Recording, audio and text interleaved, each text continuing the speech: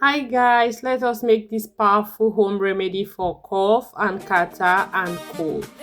So I'll be slicing the lemon, and after slicing this lemon I'm going to add 2 cubes of frozen ginger, and after that I'll be using 1 teaspoon of cinnamon powder. I'll bring the water to boil, add the lemon, the cinnamon powder and the ginger and boil for 5 minutes. After that I will turn off the heat and allow it to cool for a bit. When it is warm, I'll then add my honey and serve.